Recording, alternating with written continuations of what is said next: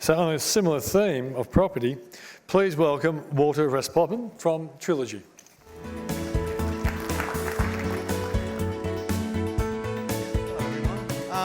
First of all, I'd just like to thank Peter and the Switzer team for inviting us today to present, so really appreciate that, Peter.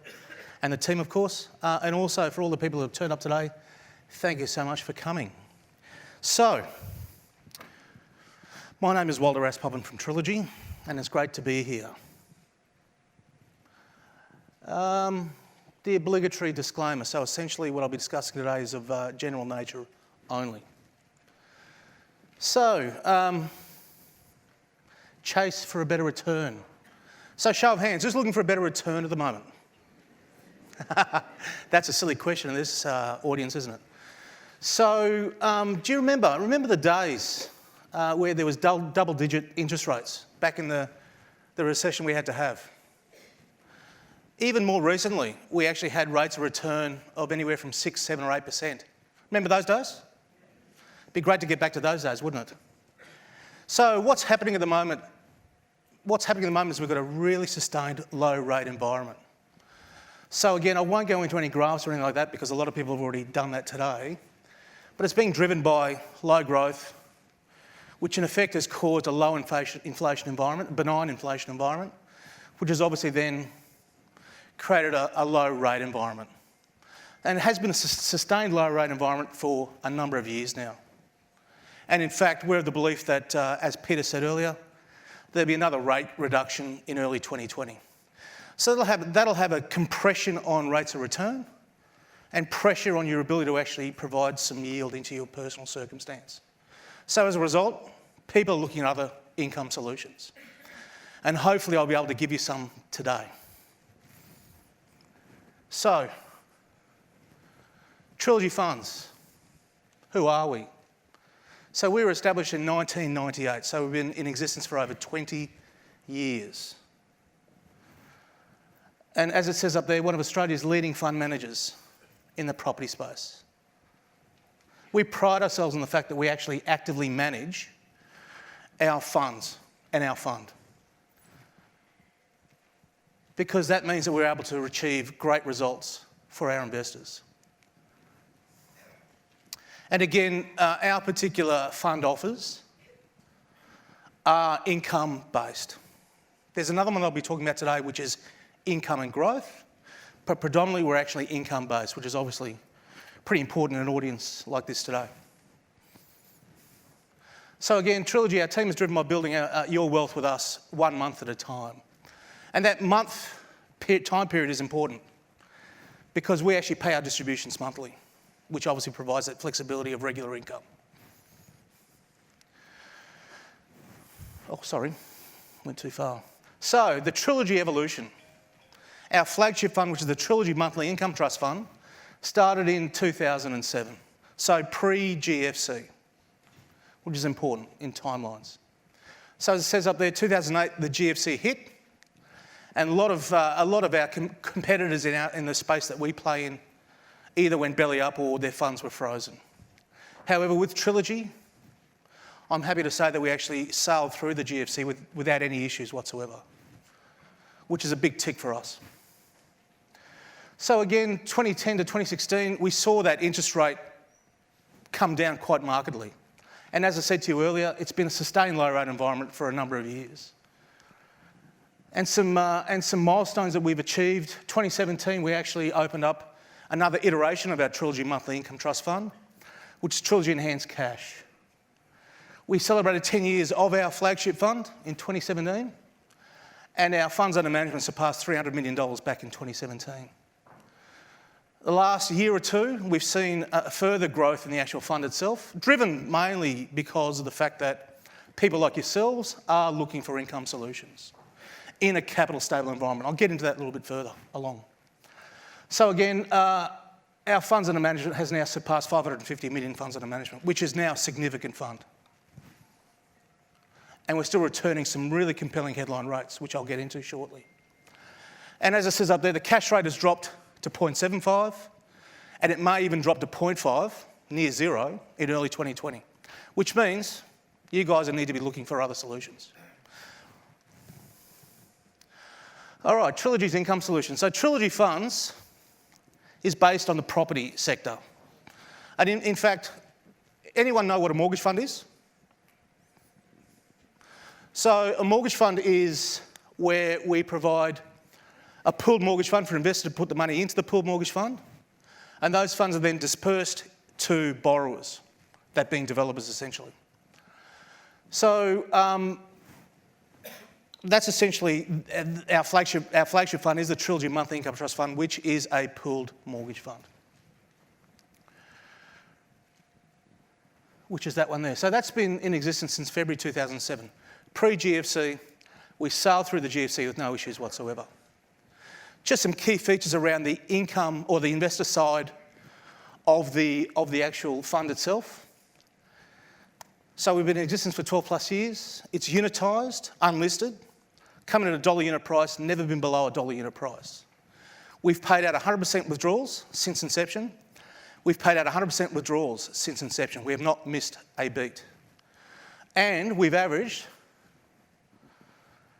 close to 8% per annum return, net return, since February 2007. So that's a fairly compelling and strong headline rate in today's rate environment, where people are chasing yield.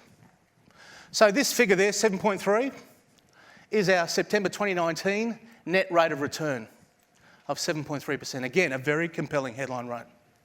There's been a bit of rate reduction on our rate of return recently, and I'll go into that shortly for you as well. So it's unitised, dollar unit price, paid out 100% withdrawals, 100% distributions, monthly distributions as well, so it provides that regular income for you guys. And it's a liquid fund as well.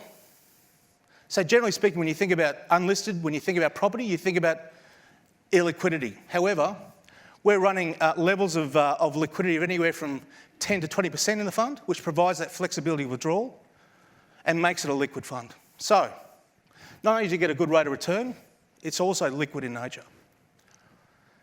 In terms of the lending side of the equation and the fund itself, so we lend to developments on the eastern seaboard of Australia.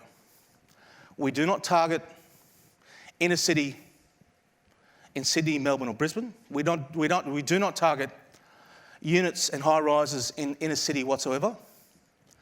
What we target is the growth corridors. As an example, in Sydney out to Parramatta, out to Penrith, out to Badgerys Creek. In fact, we're actually funding some developments at Badgerys Creek right now as we speak. That's obviously on the back of the second airport. The average LVR, again, we're very conservative in our approach. It's 62%. Average loan term is about 12 months. So the money comes out in and out very, very quickly. And the average loan amount is anywhere circa 3, 4, 5 million. So again, small developments, nothing too outlandish. We don't do any luxury units, no luxury townhouses. Our sweet spot is land subdivisions, unit and townhouse complex developments, and also house and land packages, again, in those growth corridors. So again, we're very bullish about those particular locations, those property markets as well.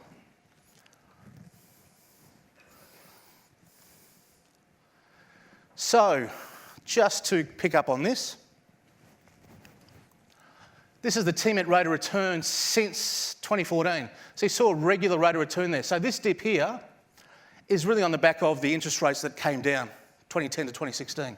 So that's reflective in that. Remained a regular rate of return there. And then this has come off here, which is interesting, because what we're seeing in that development funding space, the non-bank lending sector essentially, is that there's new competition entering that space all the time. So that's provided some pressure on our funding rates, which we've had to obviously meet to win the business, and that's affected our rate of return. Albeit, we're starting at 8%, we're now at 7.3%. Not a big difference there. Still very compelling headline rate. So, just quickly, property market update, given the fact that we are predicated on the property market, just Sydney in particular. It's bottomed out, it's now rebounding, which is great to hear. The quarter result is 3.5%. Really good result, given the fact that the last few years we've seen it come off quite markedly. Australian Mortgage Fund Sector Review. Important to follow this or touch on this. So the mortgage fund sector has shown rapid growth in the last 18 months to 2 years. And that's born of the fact that we've actually grown our fund markedly over the course of the same time frame.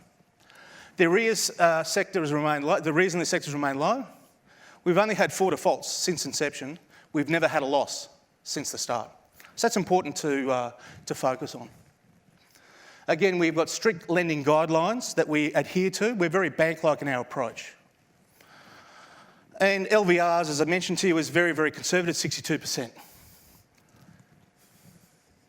So our other iteration is a Trilogy Enhanced Cash. This is a 7-day cash at call account. The reason why we built this is for those investors who are more risk adverse. So the underlying asset allocation for this one is 70% is allocated towards cash or cash-like funds, such as cash in the bank, small allocation to term deposits, mutual cash trust, as well as FIG, amongst others. And 30% is actually allocated towards our Trilogy Monthly Income Trust Fund. Now, that's important to make that point because that 30% allocation provides that outperformance for a 7-day cash at call account. Again, very compelling headline rate. So that was September 2019, 7-day cash at call, mind you, 4.01% net of fees. As mentioned for both products, there's no entry or exit fees either. Okay, the performance here. So that line there is the benchmark. So as you can see here, we've been outperforming the benchmark quite well since inception. The benchmark is plus 1.5% above official cash rate. So this other product offering is an income and growth play. So essentially this is a multi-asseted trust which targets industrial property around Australia. So this, as I said, is income and growth. So the headline rate there is 8% per annum net of fees. Again, a very strong rate of return. At the moment, we've got 3 assets in the trust, with another two coming to market or is in the market right now for a capital raise. Key takeaways, just quickly in relation to the Sydney market. It's bottomed out, but we've seen values recovered 3.5%. Really important to make that point clear. Recovery's been in the most affluent premium end of the market in Sydney, and back of strong economic growth in Sydney, as well as population growth. So one of the major drivers is certainly population growth. We've seen population growth increase across the eastern seaboard. So key points from today. The chase for yield solution is becoming more acute, given low rate environment and another mooted rate reduction in early 2020. Eastern seaboard property market is showing signs of rebound, particularly Sydney, Melbourne, and Brisbane's showing some signs there as well. Banks are not actually playing that non-bank lending space, so developers still want to do their projects, so they come to non-bank lenders like ourselves. That's still a very strong market for us. Which means that we're getting quality projects and quality borrowers. And capital stable income solutions are available, such as ours. So thank you very much for your time today.